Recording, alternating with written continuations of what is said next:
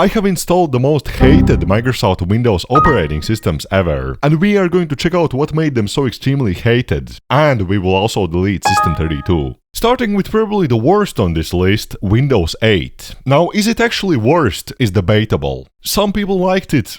Most people hated it. Well, you can already pretty much see why was it hated. Basically, Microsoft threw away the traditional desktop interface that was loved for years by desktop computer fans, and they shoved upon everyone this touchscreen thing. Even the touchscreen users didn't like Windows 8. I find it to be very unintuitive, and if I want to open up the start menu, I kind of have to hover in this, excuse my macOS dock, but I have to hover in this left corner, basically. Okay, wait, and Windows key, yes, I can use that one as well. Why is there like a slight delay? Change PC settings, and then I have to click on here or something or what? I have no idea, and it opens up like a Metro app, I think it is. I want to change the screen resolution, let's say. I don't know if I'm just used to Windows 10 and 11, but this menu is so difficult to navigate around. You just don't know where every setting is located. I keep forgetting how do you close applications on Windows 8. You have to kind of swipe from the top to bottom.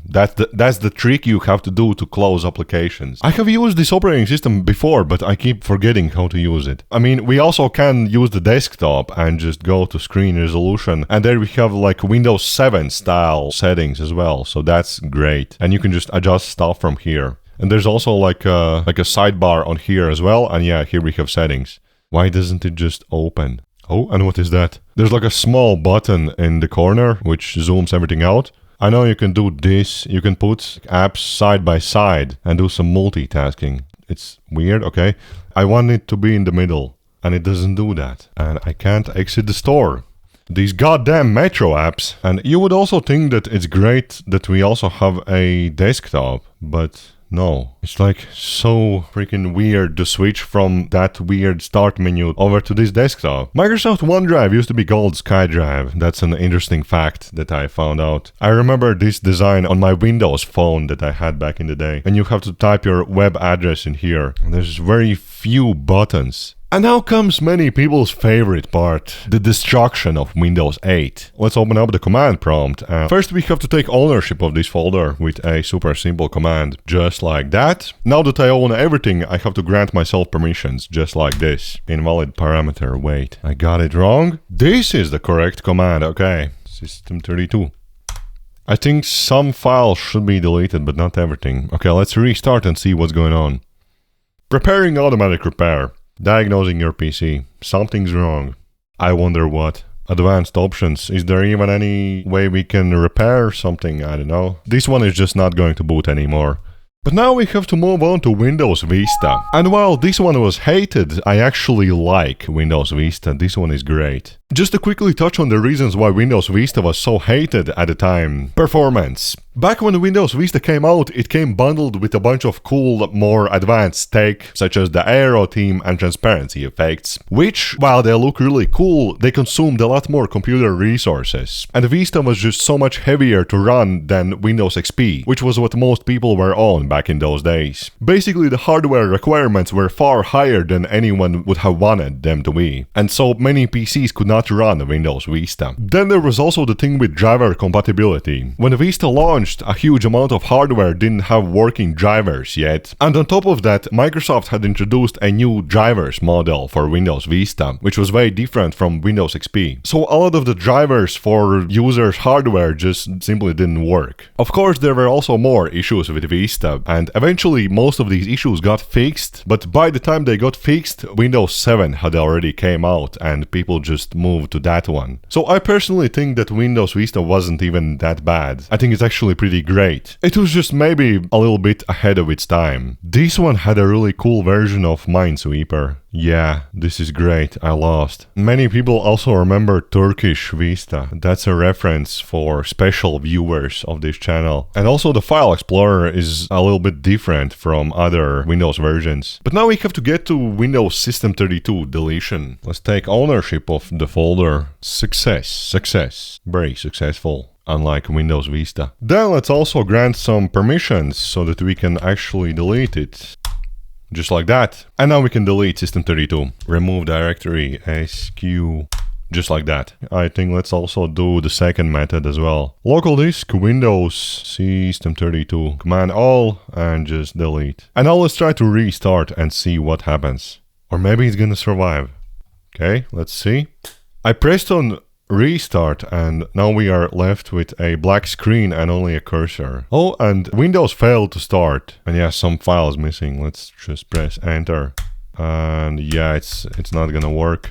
On to the next one. We have to check out Windows Millennial Edition. Windows ME officially stands for Windows Millennium Edition, but unofficially by the Windows fan base it stands for Windows Mistake Edition. This operating system came right after Windows 98 in the year 2000. Reasons why Windows Millennial Edition was so hated is because it had developed a reputation of being unreliable. It was constantly crashing, getting blue screens of death quite often and at random times, having performance issues, bugs, glitches, and just not working properly at times. And I think also a lot of the hate came from people who never actually used Windows ME. They just heard that it was bad and they jumped on the train. And one more thing with Windows Millennium Edition was that people were also really mixing this one up with Windows 2000, as these two operating systems were released the same year. And they actually were quite similar because Windows 2000 was meant for businesses and Windows Millennial Edition was created like a home release for the average user. Due to Millennium Edition's technical problems, many people just decided to stick with Windows 98 until Windows XP was released. Then people jumped onto that one. It's pretty much just Windows 98. Except we can check out the wallpapers. We have a Windows ME wallpaper, which has this element that we can interact with. I can press on it